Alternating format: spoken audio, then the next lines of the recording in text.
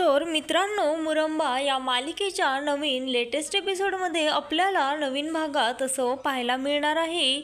इकडे रमा तिच्या रूममध्ये झोपलेली असते आणि त्यानंतर तिथे अक्षय रमासाठी सकाळी सकाळी चहा घेऊन येतो. पण रमा झोपलेली आहे हे पाहून तो अक्षय तिला उठवत नाही, तिथे चहा ठेवतो आणि त्यानंतर रमाच्या बेडवर बसतो आणि एकटक रमाकडे पाहत असतो. त्यानंतर त्याला त्यांच्या सर्व जुन्या आठवणी आठवायला लागतात आणि तेवढ्यातच रमा इकडच्या अंगावरनं तिची कूस बदलते. तेवढ्यातच तिची ही हालचाल झालेली पाहून तो अक्षय तिच्या बेडजवळ उठून उभा राहतो आणि त्यानंतर ती रमा त्याला म्हणते, तुम्ही इथे कसं काय? त्यावर तो म्हणतो, आता उठलीच आहेस तर तू चहा पिऊन घे, तुझ्यासाठी चहा बनवून आणला होता. त्यावर ती म्हणते, ठीक आहे, तुमच्यासाठी काही देऊ का? थांबा, मी तुमच्यासाठी फ्रेंचीस्ट्रीची कॉफी बनवून आणते. त्यावर ते हे वाक्य ऐकून तो हसायला लागतो आणि रमाला मात्र काही कळत नाही नेमकं काय झालं आहे, अक्षय नेमकं कशावरती हसत आहे. त्यावर ती विचारते, काय झालं? त्यावर अक्षय तिला म्हणतो, नाही, काही नाही, मी तर सहजच, कसं आहे ना, फ्रेंचीस्ट्रीची कॉफी हा शब्द मी बऱ्याच दिवसांनी ऐकला म्हणून मला असं सहजच हसायला आलं, असं तो अक्षय त्या रमाला सांगतो. त्यावर ती म्हणते, तुम्ही बसा, मी तुमच्यासाठी देखील कॉफी बनवून आणते. त्यावर तो म्हणतो, नाही नको. त्यावर ती रमा त्याला म्हणते, मला माहीत आहे मला किचनमध्ये जाण्याची परवानगी नाही आहे, पण मी तुमच्यासाठी एवढ्या वेळेस कॉफी बनवून आणते. त्यावर तो म्हणतो, काहीच गरज नाही आहे. त्यावर रमा म्हणते, तुम्ही नेमकं काय लपवत आहात आणि तुम्हाला कशाचा राग आला आहे? मला माहीत आहे ज्यावेळेस तुम्ही ह्या कॉफीला नाही म्हणतात त्यावेळेस नेमकं त्यामागे काही ना काहीतरी कारण असतंच. त्यावर ती म्हणते, जसं तुमच्या लक्षात आहे मला भूक लागल्यावर पोट दुखतं नाही जेवण केलं तर, तसंच माझ्या लक्षात आहे ज्यावेळेस तुम्ही फ्रेंचीस्ट्रीच्या कॉफीला नाही म्हणतात त्यावेळेस नक्की तुम्हाला कशाचा तरी प्रचंड राग आलेला असतो. आता तुम्ही मला सांगाल का नेमकं काय झालेलं आहे? त्यावर तो म्हणतो, मी तुला एकदा सांगितलं ना, काही झालेलं नाही आहे, तू मला पुन्हा पुन्हा तेच प्रश्न विचारू नकोस रमा, आणि तुला इतकंच वाटत असेल ना तर आता बास झालं, तू आता ह्या घरातनं निघून जा, तुला इथे राहण्याची काही एक गरज नाही आहे. फार फार तर तू आरोहीला स्कूलमध्ये भेटत जा, तुझ्यासाठी तेवढा टाईम इनफ आहे, पण तुला आता इथे राहून तिच्यासाठी काळजी घेण्याची किंवा तिच्यावर संस्कार करण्याची काही एक गरज नाही आहे, तू तिला स्कूलमध्ये देखील भेटू शकतेस, असं तो अक्षय त्या रमाला म्हणतो. त्यावर त्या रमाला त्याचं हे बोलणं मात्र फारच विचित्र वाटतं.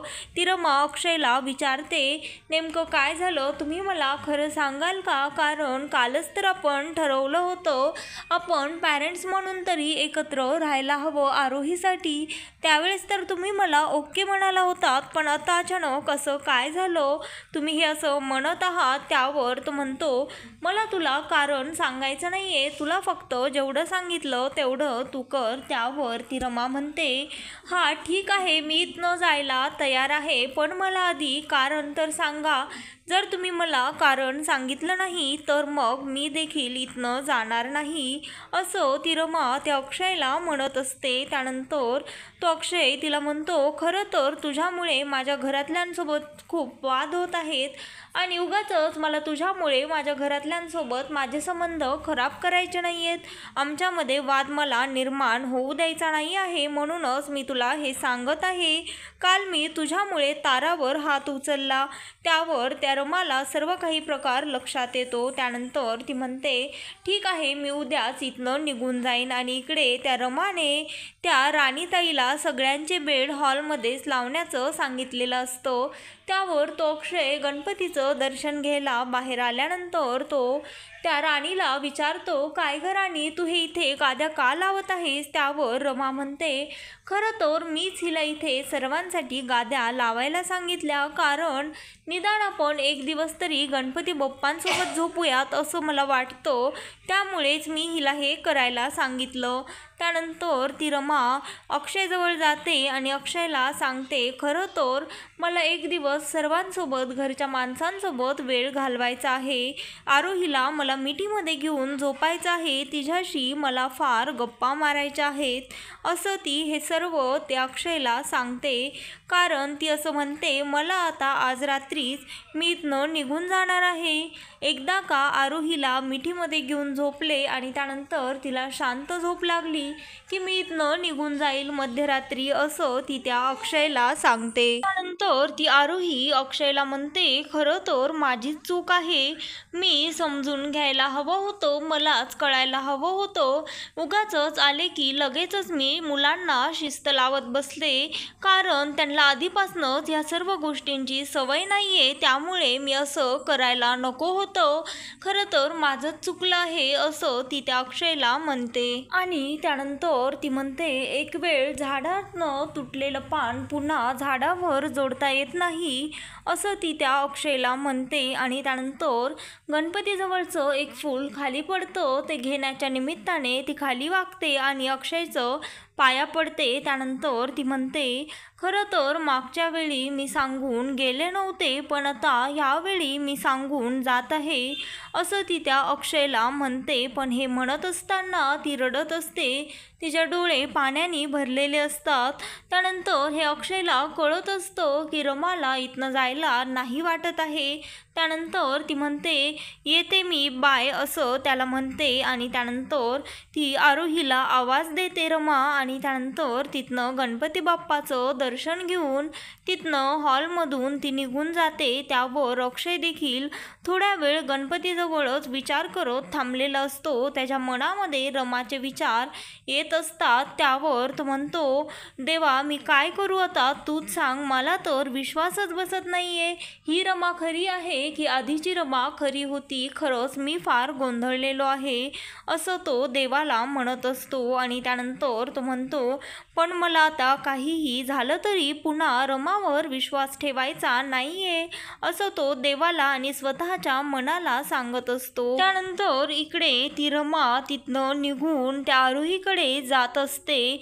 पण आरोही मात्र तिला तिच्या रूममध्ये दिसत नाही, कारण आरोही तिच्या दादाच्या रूममध्ये आलेली असते आणि तो तिला गेम शिकवत असतो पार. त्यावर ती म्हणते, दादा आता मीच जिंकणार आहे, येस आता मी हा गेम जिंकतच आली आहे. त्यावर ती असं त्या गेममध्ये फारच मग्न होऊन तो गेम खेळत असते.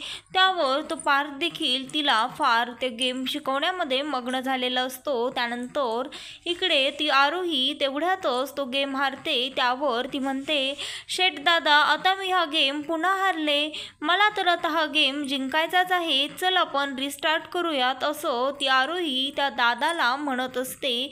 आणि त्यानंतर ते दोघे गेम खेळत असताना ती रमा तिथे येते. त्यावर ती डोकून पाहते आतमध्ये रूममध्ये काय चाललेलं आहे.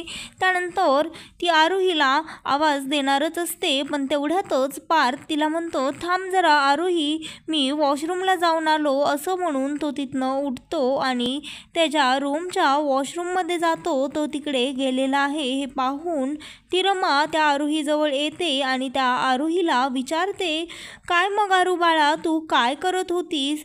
त्यानंतर त्या रमाच्या हा सर्व प्रकार लक्षात आलेला असतो की ती तारा आणि हे दोघं जण मिळून ह्या आरोहीला गेम शिकून वाईट वळणाला लावत आहे. पण ती रमा ह्या गोष्टीची काहीच ओळख दाखवत नाही आणि रमा त्या आरोहीकडे आलेली आहे पाहून ती आरोही लगेचच तो मोबाईल, ज्या मोबाईलमध्ये ती गेम खेळत असते, तो लपवून पिलो खाली ठेवते. त्यानंतर ती आईला म्हणते, आई बोल ना गं, तू काय म्हणतेस. त्यावर ती म्हणते, काही नाही बाळा, चल आता झोपण्याची वेळ झाली, तू किती वेळ इथेच बसशील असं ती रमा त्या आरोहीला म्हणते. त्यावर ती म्हणते, हो आई चल लगेचच असं ती आरोहीला म्हणत असते. त्यानंतर इकडे पार तिला डोकावून तिला सांगतो, ज्या वेळेस सगळेजण झोपतील त्यावेळेस आपण पुन्हा हा गेम खेळूयात, सगळेजण शांत झोपल्यानंतर मी तुला मेसेज टाकेल, त्यावेळेस तू माझ्या रूममध्ये ये. त्यावर ती आरोही त्याला ओके म्हणते आणि तिथनं निघून जाते. आणि इकडे सर्वजण दमशरारत हा गेम खेळण्यासाठी हॉलमध्ये जमलेले असतात. इकडे तारा त्या सर्वांना कोडं घालत असते दमशरारतचं. त्यानंतर तो अक्षय काही ओळखू शकत नाही. त्यावर सर्वच जणांना काहीच कळत नसतं की ती तारा नेमकं काय म्हणत आहे, कारण तिच्या मुवमेंट त्या ज्या सिनेमाचं नाव असतं त्याला मॅच करत नसतात. त्यानंतर इकडे सर्वजण ते सिनेमाचं नाव ओळखण्यामध्ये फार गोंधळलेले आहेत, बिझी आहेत. हे पाहून ती इरावती त्या आरोहीला बोलवते आणि म्हणते, काय आरू बाळा, तू इकडे हा कसला बोरिंग गेम खेळत बसली आहेस? तुला पुन्हा तो तुझा मोबाईल गेम खेळायचा नाही आहे का? त्यावर ती म्हणते, हो ग्रॅनी, मला तर तो गेम खेळायचा आहे, पण काय करणार? मला तो दादा म्हटला आहे की सर्वजण झोपल्यानंतर मी तुला मेसेज करेल, त्यावेळेस मी जाणार आहे. त्यावर ती म्हणते, पण तुला काही प्रॉब्लेम नाही आहे ना आजी? त्यावर इरावती त्या आरोहीला म्हणते, मला कसला ग प्रॉब्लेम असेल बाळा, मी तर तुमच्यासोबत तो गेम मी देखील खेळणार आहे. आणि त्यानंतर इकडे आरोही त्या गेममध्ये पुन्हा इन्व्हॉल्व होते आणि त्या ताराने जे कोडं घातलं असतं त्यावर ती आरोहीला कळतं आणि आरोही त्याचं नाव सांगते, अशी ही बनवाबनवी. त्यावर ती तारा तिच्या मामाला म्हणते, काय मामा, तुला एवढं सुद्धा कळालं नाही? आणि त्यानंतर ती जी केअरटेकर असते ती म्हणते, चला आता तुमच्या ग्रुपच्या टर्म. त्यानंतर ती विचारते, तुमच्या ग्रुपमधनं कोण येणार आहे? त्यावर ती रमा येऊन उभा राहते आणि ते सर्व ॲक्शन्स करायला लागते आणि ते सर्वजण एक एक जण मूवीचं नाव सांगत असतं, पण कोणालाही परफेक्ट नाव ओळखता येत नाही. त्यानंतर बऱ्याच वेळानंतर सर्वजण विचार करायला लागतात आणि त्यानंतर टाईम संपायला लागतो. त्यावर आरोही म्हणते, तुझी माझी पुढे काय आहे मला कळत नाही आई, नीट तू जरा आम्हाला क्ल्यू दे ना. त्यावर तो अक्षय म्हणतो, तुझी माझी लव्ह स्टोरी. आणि त्यानंतर रमा म्हणते, एक्झॅक्टली आपली लव्ह स्टोरी. त्यानंतर तो अक्षय आणि ती रमा दोघेही अचानक गप्प होतात आणि इकडे इरावतीला आणि त्या केअरटेकरला मात्र हे त्यांच्या दोघांचं म्हणलेलं वाक्य बिलकुलही पटलेलं नसतं, पण तो एक गेम असतो आणि ते एका मूवीचं नाव असतं. त्यानंतर इकडे ती केअरटेकर म्हणते, चला आपण आता झोपूयात, बराच वेळ झालेला आहे आणि आता रात्रही झाली आहे. त्यावर सर्वजण तिथे गाद्यांवरती झोपतात. इकडे आरोही तिला झोपवण्याचा रमा प्रयत्न करत असते, तिच्यासाठी अंगाई गाते आणि तिला गोष्ट देखील सांगते. त्यानंतर ती आरोही गाढ शांत झोपलेली आहे हे पाहून ती रमा तिथनं उठते आणि त्यानंतर इकडे देवाला दर्शन घेते गणपतीचं आणि म्हणते, खरंच देवा, मला वाटलं नव्हतं मी ह्या घरातनं एवढ्या लवकर जाईल, पण काय करणार, जर माझ्यामुळे यांचा अपमान होत असेल किंवा ह्यांना लोकांचं ऐकून घ्यावं लागत असेल तर मात्र मला हे बिलकुलही आवडणार नाही. त्यामुळे मी आता इथनं जाण्याचा निर्णय घेतला आहे, असं ती रमा स्वतःला आणि गणपतीला म्हणत असते. त्यानंतर ती तिथनं उठते, स्वतःची बॅग आणि पर्स घेऊन येते. त्यावर शेवटचं एकदा ती आरोहीला मिठी मारण्यासाठी जाते तर ती बघते त्या चादरखाली आरोही नसते. त्यावर ती बाहेर जाते, सगळीकडे आरोहीला शोधते, पण आरोही इकडे गार्डन एरियामध्ये सोफ्यावरती झोपलेली असते. तिला गेम खेळत खेळतच झोप लागलेली असते आणि ती गेममध्ये सर्व काही बोलत असते, झोपेत म्हणत असते, चिल ब्रो, इकडे साईड घे, राईटला टर्न मार, हा यस यस, चालू दे, असं काहीशी बडबड ती रमा ती आरोही करत असते. त्यावर त्या रमाला वाटतं की खरंच हे पार्थने हिला कसली सवय लावून ठेवलेली आहे, ही झोपेमध्ये सुद्धा गेमच खेळत आहे आणि तेच बडबडत आहे. त्यानंतर तेवढ्यातच तिथे अक्षय त्या आरोहीला शोधत येतो. त्यावर तो म्हणतो, काय झालं? त्यावर ती सांगते, तुम्ही हिला आत्ता सध्या रूममध्ये तुमच्या नेऊन झोपवा, माहीत नाही ती आत्ता इथे अचानक कशी आली, तिला गेम खेळत खेळतच झोप लागली. त्यानंतर तो म्हणतो, ठीक आहे, पण आता तूही एवढ्या उशिरा जाऊ नकोस, तू उद्या सकाळी जा. त्यावर ती म्हणते, हो आता तर मी जाणारच नाही आहे, आपण जरा स्पष्टच उद्या सकाळी बोलूयात, मी तुम्हाला या संदर्भामध्ये सकाळी बोलेनच. त्यानंतर इकडे दुसऱ्या दिवशी सकाळी संध्याकाळी ती रमा आजींना चहा देत असते। सर्वांसाठी रमाने नाश्ता देखील केलेला असतो आणि रमा आता किचनमध्ये देखील मनानेच गेलेली असते। त्यावर ती तारा देखील नाश्ता करण्यासाठी डायनिंग टेबलवर येते। त्यावर ती रमा तिला म्हणते, आता आजपासनं सगळ्यांनी डायनिंग हॉलमध्ये बसूनच सगळ्यांसोबत नाश्ता करायचा। त्यावर तारा तिला म्हणते, तू कोण आहेस ग हे सगळं सांगणारी, आणि तू इथे मुळात का आली आहेस? मामा हिला सांग ना, मी तुला कालच सांगितलं आहे मलाही इथे नकोय। त्यावर ती रमा म्हणते, मोठ्यांशी असं बोलायचं नाही, रिस्पेक्टफुली बोलायचं। आणि काय गं, ते तुझे मामा आहेत ना, आणि तू त्यांना हे कोणत्या लँग्वेजमध्ये बोलत आहेस, तुला कळतं का?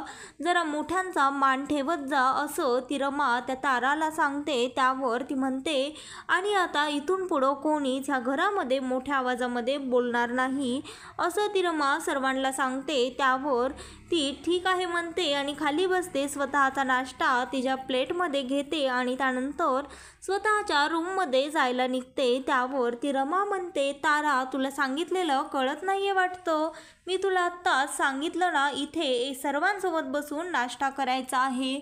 आणि त्यानंतर इकडे ते पाहून अक्षयच्या मनामध्ये असा विचार येतो, खरंच रमा आल्यापासून किती गोष्टी बदललेल्या आहेत। आणि इकडे ती आजी त्या अक्षयला सांगत असते, अक्षय तुला वाटत नाही का की रमाने इथंच राहायला हवं, कारण आपल्या घराला जर कोणी सुधरू शकत असेल आणि आपल्या मुलांना जर कोणी योग्यरित्या वळण लावणार असेल तर ती म्हणजे एकमेव रमा आहे, असं ती त्या अक्षयला म्हणते। आणि म्हणते, तिला आता इथनं कधीच जाऊ देऊ नकोस। त्यानंतर इकडे त्या रमाच्या लक्षात आलेलं असतं, इरावतीनेच हे सर्व ताराच्या आणि पार्थच्या डोक्यामध्ये भरवलं आहे।